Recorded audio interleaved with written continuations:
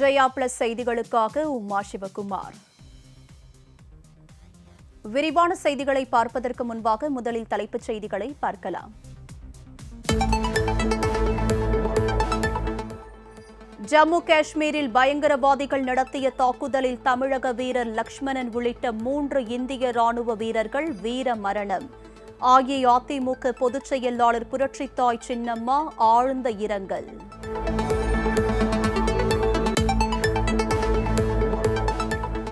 இலங்கை முன்னாள் அதிபர் கோத்தபய ராஜபக்சே சிங்கப்பூரில் இருந்து வெளியேறினார். தாய்லாந்தில் தஞ்சமடைய உள்ளதாக தகவல்.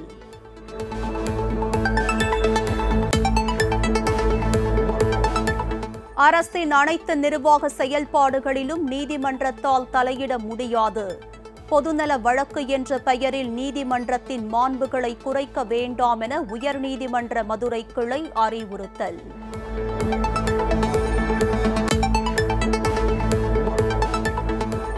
கன்னியாகுமரி தேங்காய்பட்டினம் மீன்பிடி துறைமுகத்தில் கட்டுமான குளறுபடி. தொடரும் விபத்துக்களால் அதிக உயிரிழப்புகள் நேரிடுவதாக குற்றம் சாட்டி மீனவர்கள் சாலை மறியல்.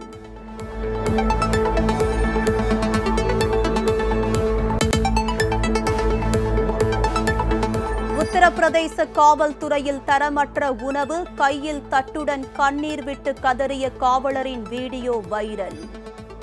साहब ये भोजन में से 5 रोटी आप खा लीजिए, 4 खा लीजिए, कम से कम तुम्हें ये तो पता चले कि आपके सिपाही 12 घंटा ड्यूटी करने के बाद में ये रोटियां खा रहे हैं। जिसको यहाँ के आप कुत्तों को डाल दीजिए, क्या आपके बेटा बेटी खा सकते हैं? मैं केवल आपसे ये पूछना चाहता हूँ बस, यदि आज ये यूपी भी हिंदुस्तान में मानवता जिंदी है तो बता दीजिए उत्तर प्रदेश पुलिस के आरक्षियों को सब दबाते जा रहे हैं। कोई सुनने वाला नहीं। मैं सुबह से भूखा हूँ, मैं किससे कह दूँ? या मेरे माँ बाप थोड़ी है।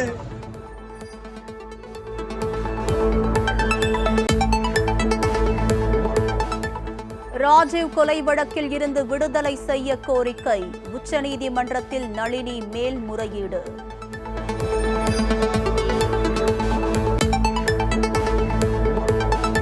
காமன்வெல்த் மகளிர் வாழ்வீச்சு போட்டியில் தங்கப்பதக்கம் வென்று சாதனை. தமிழக வீராங்கனை பவானி தேவிக்கு அஇஅதிமுக பொதுச் செயலாளர் புரட்சித்தாய் சின்னம்மா வாழ்த்து.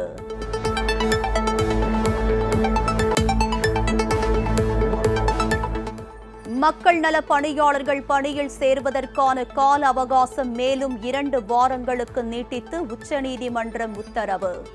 எதிர்காலத்திலும் பணி பாதுகாப்பு வழங்க தமிழக அரசுக்கு அறிவுறுத்தல்.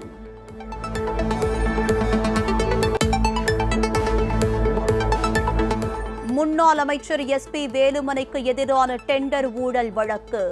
விசாரணைக்கு தடை விதிக்க சென்னை உயர்நீதிமன்றம் மறுப்பு.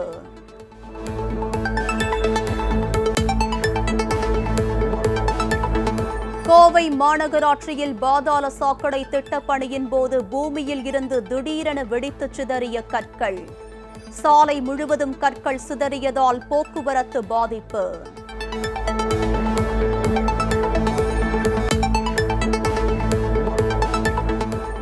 திண்டுக்கல்லில் தேங்காய் நாரில் இருந்து கயிறு தயாரிக்கும் தனியார் தொழிற்சாலையில் தீ விபத்து. பீடி பிடித்துவிட்டு அணைக்காமல் எரிந்ததால் பல லட்சம் ரூபாய் மதிப்பிலான பொருட்கள் தீக்கிரை.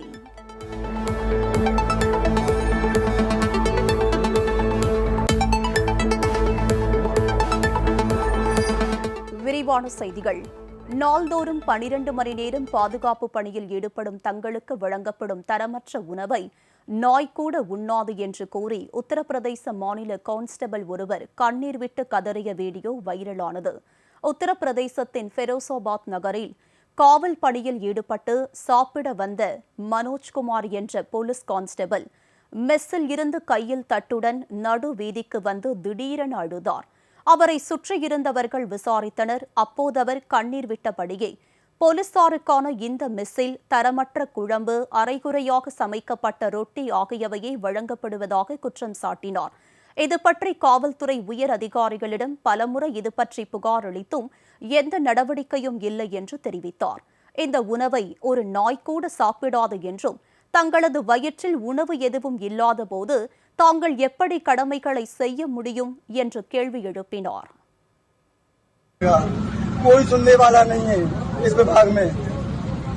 यदि कप्तान साहब पहले ही सुन ली होते तो यहाँ तक मुझे आने की आवश्यकता नहीं थी। कप्तान साहब ऐसे निकल के आए, मैंने चयन किया, मेरी साहब ये भोजन में से 5 रोटी आप खा लीजिए, 4 खा लीजिए, कम से कम तुम्हें ये तो पता चले कि आपके सिपाही 12 घंटा ड्यूटी करने के बाद में ये रोटियां खा रहे हैं। जिसको यहाँ के आप कुत्तों को डाल दीजिए, क्या आपके बेटा बेटी खा सकते हैं? मैं केवल आपसे ये पूछना चाहता हूँ बस, यदि आज यूपी में हिंदुस्तान में मानवता जिंदी है तो बता दीजिए, तो उत्तर प्रदेश पुलिस के आरक्षियों को सब दबाते जा रहे हैं, कोई सुनने वाला नहीं। मैं सुबह से भूखा हूँ, मैं किससे कह दूं? या मेरे माँ बाप थोड़ी है। தொடர் மழையால் உதகை வேல்வியூ பகுதியில் சாலையின் பெரிய தடுப்பு சுவர் இடிந்து விழும் வீடியோ காட்சிகள் சமூக வலைதளங்களில் வைரலாகிறது. நீலகிரி மாவட்டத்தில் தொடர்ந்து மழை பெய்து வருவதால் ஆங்காங்கே மண் சரிவு, நிலச்சரிவு ஏற்பட்டு வருகிறது. இந்நிலையில் உதகை குன்னூர் செல்லும் சாலையில் வேல்வியூ என்ற காட்சி முனை பகுதியில் சாலை ஓரத்தில் அமைக்கப்பட்டிருந்த பெரிய தடுப்பு சுவர் இடிந்து விழுந்தது.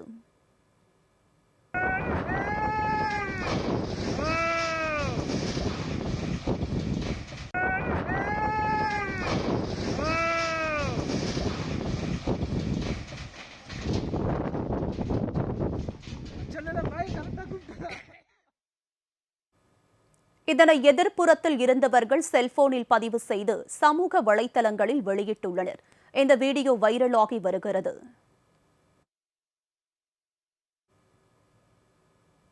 நீலகிரி மாவட்டத்தில் மஞ்சூர் கெத்தை சாலையில் அரசு பேருந்தை வழிமறித்த 3 காட்டு யானைகளால் பயணிகள் அச்சமடைந்தனர். நீலகிரி மாவட்டத்தில் யானைகள் வன பகுதியில் இருந்து உணவு தேடி குடியிருப்பு பகுதிகள் மற்றும் சாலை பகுதிகளுக்கு வருவது அதிகரித்துள்ளது. இந்நிலையில் மஞ்சூரில் இருந்து கோவை செல்லும் கெத்தை சாலையில் சென்ற அரசு பேருந்தை 3 காட்டு யானைகள் வழிமறித்தன. சாலையில் இருந்து விலகிச் செல்லாமல் பல நிமிடங்கள் நின்றதால் பேருந்தில் இருந்த பயணிகள் அச்சமடைந்தனர். இந்த நிலையில் சிறிது தூரம் சாலையில் நடந்து சென்ற காட்டு யானைகள் சாலையின் ஓரத்தில் சென்றன. பேருந்து ஓட்டுநர் அச்சமின்றி பேருந்தை இயக்கி யானைகளை கடந்து சென்றதும் பயணிகள் நிம்மதியடைந்தனர்.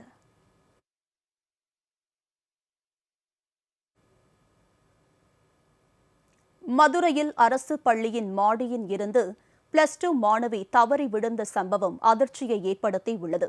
மதுரை காமராசர் சாலையில் உள்ள அரசு உதவி பெறும் பெண்கள் மேல்நிலைப் பள்ளியில் ராஜபாளையத்தை சேர்ந்த மாணவி ஒருவர் +2 பயின்று வருகிறார்.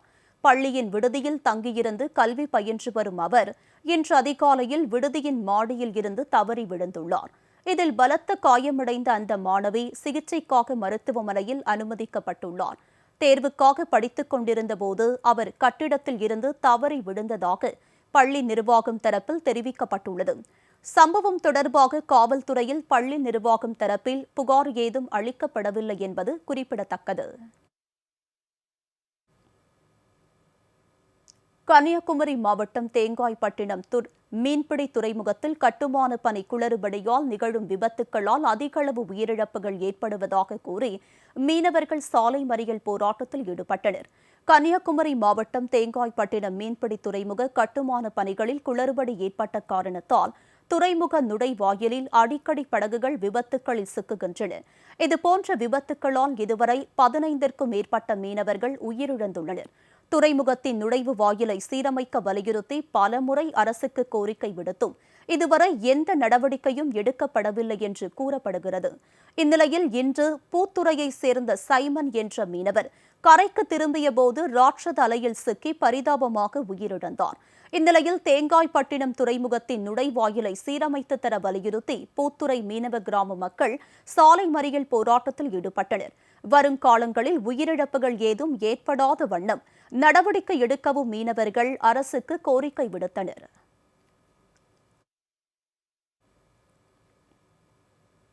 தஞ்சையில் 9 வயதிற்குட்பட்ட 5 பெண் குழந்தைகளுக்கு பாலியல் தொல்லை கொடுத்த குற்றவாளிக்கு கீழமை நீதிமன்றம் வழங்கிய 5 ஆயுள் தண்டனையை உயர்நீதிமன்ற மதுரை கிளை உறுதி செய்தது. தஞ்சை நகரில் தெருவில் விளையாடிக் கொண்டிருந்த குழந்தைகளை அழைத்து அவர்களை மிரட்டியும் துன்புறுத்தியும் அதே பகுதியைச் சேர்ந்த நாராயணன் என்பவர் பாலியல் தொல்லை கொடுத்துள்ளார். பாதிக்கப்பட்ட 3 வயது குழந்தையின் பெற்றோர் குழந்தையின் உடலில் இருந்த காயத்தை அறிந்து விசாரித்ததில் நாராயணன் பாலியல் தொந்தரவு கொடுத்தது தெரியவந்துள்ளது. இதையடுத்து குழந்தையின் பெற்றோர் தஞ்சாவூர் தாலுகா காவல் நிலையத்தில் அளித்த புகாரின் பேரில் நாராயணன் கைது செய்யப்பட்டு சிறையில் அடைக்கப்பட்டார். இந்த வழக்கில் விசாரணை மேற்கொண்ட தஞ்சாவூர் கீழமை நீதிமன்றம் நாராயணனுக்கு 5 ஆயுள் தண்டனை விதித்து தீர்ப்பளித்தது. இதனை ரத்து செய்யக் கோரி நாராயணன் மேல்முறையீட்டு மனு தாக்கல் செய்திருந்தார். இந்த வழக்கை விசாரித்து வந்த நீதிபதிகள் PN பிரகாஷ், ஹேமலதா அமர்வு 5 குழந்தைகளுக்கு பாலியல் தொந்தரவு கொடுத்தது விசாரணையில் உறுதியாவதாகவும், எனவே குற்றவாளி நாராயணனுக்கு கீழமை நீதிமன்றம் வழங்கிய 5 ஆயுள் தண்டனையை உறுதி செய்வதாகவும் உத்தரவிட்டு மேல்முறையீட்டு மனுவை தள்ளுபடி செய்தனர். தூத்துக்குடி மாவட்டம் சாத்தான்குளத்தில் தந்தை மகன் கொலை வழக்கில் காவல் நிலையத்தில் சீல் வைக்கப்பட்ட உதவி ஆய்வாளர் ரகு கணேஷின் அறையில் இருந்து முக்கிய ஆவணங்களை CBI அதிகாரிகள் கொண்டு சென்றனர். சாத்தான்குளத்தில் தந்தை மகனான ஜெயராஜ் பென்னிக்ஸ் கடந்த 2019ஆம் ஆண்டு காவல் நிலையத்திற்கு அழைத்துச் செல்லப்பட்டு கொடூரமாக தாக்கப்பட்டதில் உயிரிழந்தனர். வழக்கை CBI அதிகாரிகள் விசாரித்து வரும் நிலையில் காவல் ஆய்வாளர் ஸ்ரீதர் மற்றும் 10 போலீசாரை கைது செய்து மதுரை சிறையில் அடைத்துள்ளனர். சாத்தான்குளம் காவல் நிலையத்திற்கு வந்த CBI அதிகாரிகள் அங்கு சீல் வைக்கப்பட்ட SI ரகு கணேஷின் அறையில் இருந்த முக்கிய ஆவணங்களை பறிமுதல் செய்தனர். மேலும் ஜெயராஜ் மற்றும் பென்னிக்ஸை கொடூரமாக தாக்குவதற்கு பயன்படுத்தப்பட்ட மர டேபிளை கொண்டு சென்றனர்.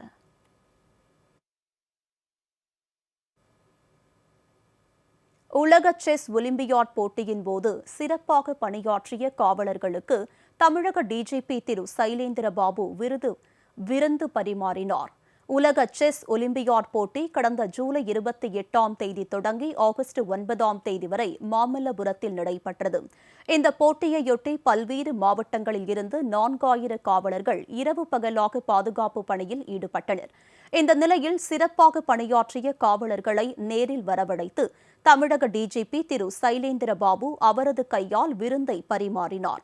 இதுபோன்ற காவலர்களை பாராட்டி மகிழ்ச்சி தெரிவித்து விருந்து வைப்பது பல ஆண்டு காலமாக இருந்து வருவதாக ஓய்வு பெற்ற காவல்துறை கண்காணிப்பாளர் திரு கிருஷ்ணமூர்த்தி தெரிவித்தார்.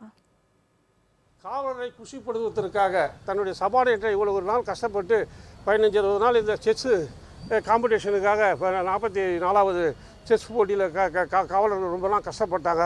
இது மாதிரி கஷ்டப்பட்டவங்கள கடைசி நாள் ஒரு குஷிப்படுத்த அனுப்புன்றதுக்காக DGP சொல்லுவாருங்க, செஞ்சுருக்காரு. இதே மாதிரி இது வந்து எல்லாமே தேவாரஸ்தாக இருக்கும்போதெல்லாம் DGPயாக இருக்கும்போது இது அடிக்கடி நடக்கும். நேரு ஸ்டேடியத்தில் சில பந்தோபஸ்லாம் நடக்கும்போது காவலர்கள்லாம் வந்து இது மாதிரி கொடுத்து கடைசி நாள் அவங்கள வந்து கஷ்டப்பட்டதை வந்து அவங்கள சாட்டிஸ்ஃபை பண்ணுறதுக்காக கொடுக்கப்படுகின்ற ஒரு விருந்து இது. கோவை மாநகராட்சி பகுதியில் பாதாள சாக்கடை பணிகளுக்காக தோண்டப்பட்ட போது உயர் மின்னழுத்த கம்பி உரசியதால் கற்கள் வெடித்து சிதறின. இதனால் பொதுமக்கள் அச்சமடைந்தனர். கோவை மாநகராட்சி காந்தி பூங்கா பகுதியான 24வது வார்டில் குடிநீர் குழாய் மற்றும் கழிவுநீர் குழாய் அமைக்கும் பணிகள் நடைபெற்று வருகின்றன. புல்டோசர் மூலம் நீளமான குழி தோண்டும் பணி நடைபெற்றது. அப்போது அங்கு உயரழுத்த மின்வட கம்பிகள் இருப்பது தெரியாமல் பாதுகாப்பற்ற முறையில் குழாய் பதிக்கும் பணிகள் நடைபெற்றன. அப்போது புல்டோசரின் கைப்பகுதி கீழே உள்ள உயர் மின்னழுத்த கம்பியை தொட்டதால் திடீரென அந்த இடத்தில் உள்ள கற்கள் வெடித்து சிதறி சாலைகள் முழுவதும் கற்கள் பறந்தன. கரும் புகையுடன் கற்கள் வெடித்து சிதறியதால் பொதுமக்கள் அச்சமடைந்தனர்.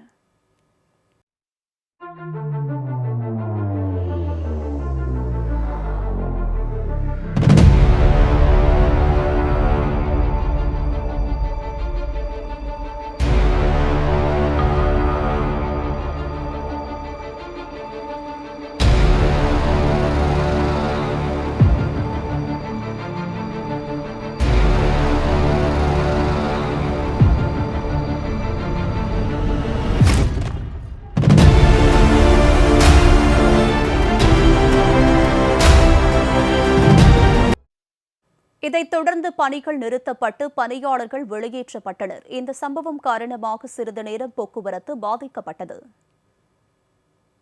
ஜம்மு காஷ்மீரில் பயங்கரவாதிகள் நடத்திய தாக்குதலில் தமிழக வீரர் லக்ஷ்மணன் உள்ளிட்ட 3 இந்திய ராணுவ வீரர்கள் வீர மரணமடைந்துள்ளதற்கு அஇஅதிமுக பொதுச் செயலாளர் புரட்சித்தாய் சின்னம்மா ஆழ்ந்த இரங்கல் தெரிவித்துள்ளார். அஇஅதிமுக பொதுச் செயலாளர் புரட்சித்தாய் சின்னம்மா வெளியிட்டுள்ள இரங்கல் செய்தியில், ஜம்மு காஷ்மீரில் ரஜோரி அருகே ராணுவ முகாம் மீது பயங்கரவாதிகள் நடத்திய தாக்குதலில் தமிழக வீரர் லட்சுமணன் உள்ளிட்ட 3 இந்திய ராணுவ வீரர்கள் வீர மரணம் அடைந்திருப்பதாக வரும் செய்தி மிகவும் அதிர்ச்சியையும் துயரத்தையும் அளிப்பதாக தெரிவித்துள்ளார். மேலும் இந்த பயங்கரவாத தாக்குதலில் காயமடைந்து மருத்துவமனையில் சிகிச்சையில் இருக்கும் ராணுவ வீரர்கள் விரைவில் குணமடைய ஆண்டவனை வேண்டுவதாக சின்னம்மா குறிப்பிட்டுள்ளார். வீர மரணமடைந்த திரு லட்சுமணன் உள்ளிட்ட 3 ராணுவ வீரர்களின் குடும்பத்தினருக்கு தமது ஆழ்ந்த இரங்கலை தெரிவித்துக் கொண்டுள்ளார். வீர மரணமடைந்தவர்களின் ஆன்மா சாந்தியடைய எல்லாம் வல்ல ஆண்டவனை வேண்டுவதாக சின்னம்மா தெரிவித்துள்ளார்.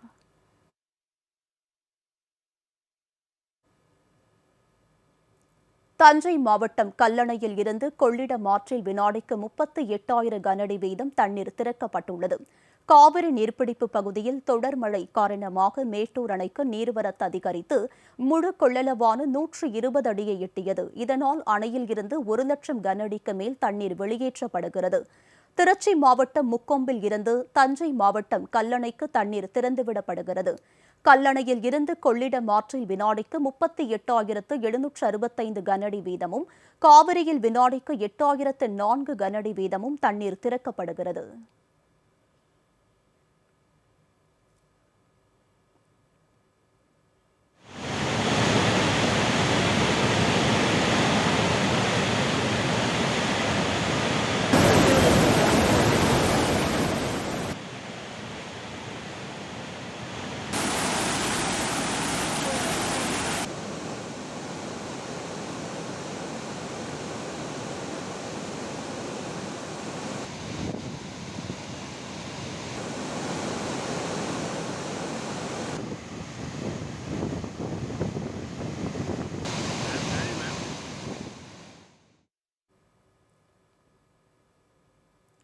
முன்னாள் அமைச்சர் SP வேலுமணிக்கு எதிரான டெண்டர் ஊழல் வழக்கில் விசாரணைக்கு தடை விதிக்க சென்னை உயர்நீதிமன்றம் மறுத்துள்ளது. முந்தைய அதிமுக ஆட்சியில் சென்னை, கோவை மாநகராட்சிகளில் பல்வேறு பணிகளுக்கு டெண்டர் கோரியதில் முறைகேடுகள் நடந்ததாக முன்னாள் அமைச்சர் வேலுமணிக்கு எதிராக வழக்கு பதிவு செய்யக்கோரி சென்னை உயர்நீதிமன்றத்தில் வழக்கு தொடரப்பட்டது. இந்த வழக்குகள் தலைமை நீதிபதி முனீஸ்வர்நாத் பண்டாரி மற்றும் நீதிபதி மாலா அமர்வில் இன்று மீண்டும் விசாரணைக்கு வந்தது. வேலுமணி சார்பில் கடுமையான நடவடிக்கை எடுக்கக்கூடாது என்று விடுக்கப்பட்ட கோரிக்கைக்கு ஆட்சேபம் தெரிவித்த தலைமை குற்றவியல் வழக்கறிஞர் ஹசன் முகமது ஜின்னா வழக்கில் விசாரணை நடைபெற்று வருவதாக தெரிவித்தார். விசாரணை தொடர்ந்து நடைபெறலாம் என்றும் கடும் நடவடிக்கை எடுக்கக்கூடாது என உத்தரவிட முடியாது எனவும் வழக்கு விசாரணைக்கு தடை விதிக்க முடியாது எனவும் தெரிவித்த நீதிபதிகள் இறுதி அறிக்கை தாக்கல் செய்யக்கூடாது என்று லஞ்ச ஒழிப்புத்துறைக்கு உத்தரவிட்டனர்.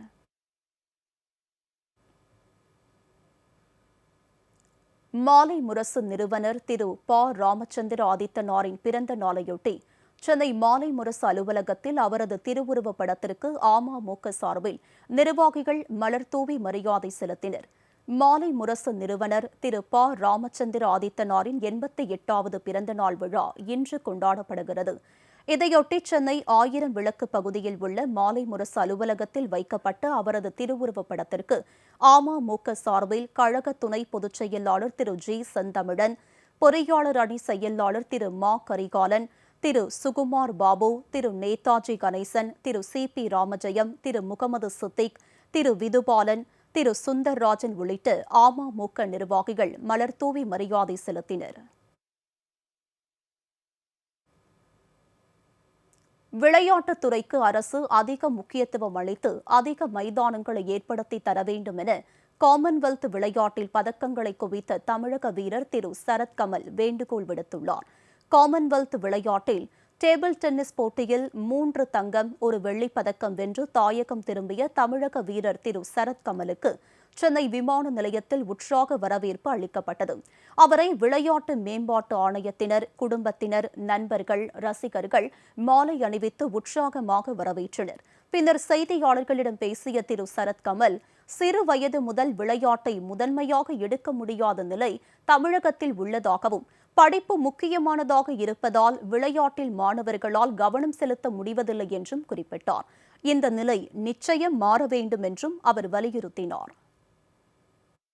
இது என்னோட என்னோட best tournament ever I can say. 2006 டீம்ஸும் சிங்கிள்ஸும் வின் பண்ணியிருந்தேன், 2 கோல்டு வின் பண்ணியிருந்தேன். இந்த வாட்டி 3 கோல்டோட ஒரு சில்வரும் வின் பண்ணியிருக்கேன். ஸோ இது வந்து ஒரு பெரிய achievement. And I would like to thank என்னோடய கோச்சஸ் இங்கே இருக்காங்க, ஸ்ரீனிவாஸ் ராவ் அண்ட் முரளிதர் ராவ், என்னோடய ஃபேமிலி மெம்பர்ஸ், என்னோடய ஸ்கூல்லேருந்து வந்திருக்காங்க இங்கே. ஸோ இந்த சென்னை ஏர்போர்ட்டில் இப்போ வந்து வரவேற்பு வந்து ரொம்பவே பெரிய இதுவாக நடந்திருக்கு. சேலம் கோட்டை முனியப்பன் கோவிலில் உள்ளது புத்தர் சிலைதான் என உயர்நீதிமன்றம் தீர்ப்பளித்த நிலையில் வழிபாடு நடத்த சென்ற பௌத்த துறவிகளுக்கும் கோவில் பணியாளர்களுக்கும் வாக்குவாதம் ஏற்பட்டதால் பரபரப்பு நிலவியது. சேலம் கோட்டை பெரியேரி பகுதியில் பிரசித்தி பெற்ற தலைவெட்டி முனியப்பன் கோவில் உள்ளது. இந்து அறநிலையத்துறை கட்டுப்பாட்டின் கீழ் உள்ள இந்த கோவிலில் இருப்பது புத்தர் சிலைதான் என கடந்த சில தினங்களுக்கு முன்பு சென்னை உயர்நீதிமன்றம் தீர்ப்பளித்திருந்தது. இந்த நிலையில் சேலம் புத்தர் சங்கத்தின் சார்பில் பௌத்த துறவிகள் அங்கு வழிபாடு நடத்த சென்றனர்.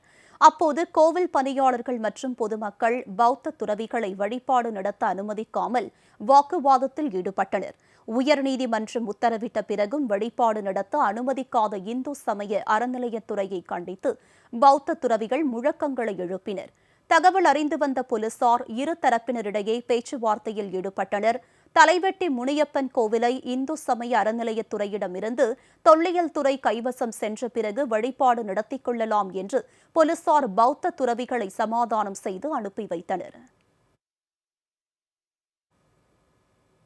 திண்டுக்கல் மாவட்டம் தாடிக்கொம்பு அருகே தேங்காய் நாரில் இருந்து கயிறு தயாரிக்கும் தனியார் தொழிற்சாலையில் தீ விபத்து ஏற்பட்டு பல லட்சம் ரூபாய் மதிப்பிலான பொருட்கள் சேதமடைந்தன. திண்டுக்கல் மாவட்டம் ஆத்தூர் ரெட்டியார் சத்திரம் ஊராட்சிக்குட்பட்ட அகர முத்தாளம்மன் கோவில் அருகே தேங்காய் மட்டையில் இருந்து கயிறு தயாரிக்கும் தொழிற்சாலை 30 ஆண்டுகளுக்கு மேலாக இயங்கி வருகிறது. இதில் 50க்கும் மேற்பட்ட தொழிலாளர்கள் பணியாற்றி வருகின்றனர். இன்று பிற்பகல் ஊழியர்கள் உணவருந்த சென்றபோது கயிறு மில்லில் அடுக்கி வைக்கப்பட்டிருந்த நார் மற்றும் கயிறுகள் திடீரென பற்றி எரிய தொடங்கின. தீ கொழுந்துவிட்டு எரிந்ததால் சம்பவ இடத்திற்கு வந்த தீயணைப்பு வீரர்கள் தீயை கட்டுக்குள் கொண்டு வந்தனர். எனினும் இந்த விபத்தில் 60 லட்சம் ரூபாய் மதிப்பிலான பொருட்கள் தீக்கிரையாகின.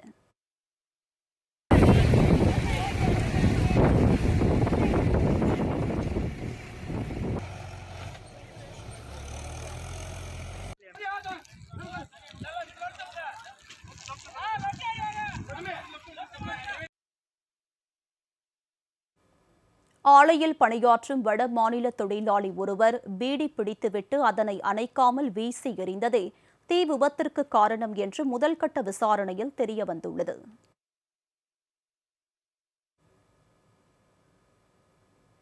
அரசின் அனைத்து நிர்வாக செயல்பாடுகளிலும் நீதிமன்றத்தால் தலையிட முடியாது என தெரிவித்த உயர்நீதிமன்ற நீதிபதிகள் பொதுநல வழக்கு என்ற பெயரில் நீதிமன்றத்தின் மாண்புகளை குறைக்க வேண்டாம் என கேட்டுக் கொண்டனர். கல்குவாரி அனுமதி வழங்குவது, ஆக்கிரமிப்பு அகற்றுவது, சாலை அமைப்பது போன்ற பல்வேறு பொதுநல வழக்குகள் உயர்நீதிமன்ற மதுரை கிளையில் இன்று விசாரணைக்கு வந்தன. நீதிபதிகள் PN பிரகாஷ், ஹேமலதா அமர்வில் நடைபெற்ற விசாரணையின் போது நீதிமன்றம் என்பது நீதி பரிபாலனை நடக்கக்கூடிய இடம் என்றும் அங்கு வந்து சாலை அமைப்பது, கழிவறை கட்ட உத்தரவிடுவது நீதிமன்றத்தின் பணிகள் இல்லை என்றும் தெரிவித்தனர். அரசின் அனைத்து நிர்வாக செயல்பாடுகளிலும் நீதிமன்றத்தால் தலையிட முடியாது என சுட்டிக்காட்டிய நீதிபதிகள் இதுபோன்ற கோரிக்கைகளை மக்களால் தேர்ந்தெடுக்கப்பட்ட சட்டமன்ற உறுப்பினர், பாராளுமன்ற உறுப்பினர்கள் போன்ற மக்கள் பிரதிநிதிகளை அணுகலாம் என்று மனுதாரர்களுக்கு அறிவுறுத்தினர். பொதுநல வழக்குகள் என்ற பெயரில் நீதிமன்றத்தின் நேரத்தையும் மாண்பையும் கெடுக்க வேண்டாம் என்று நீதிபதிகள் கேட்டுக் கொண்டனர்.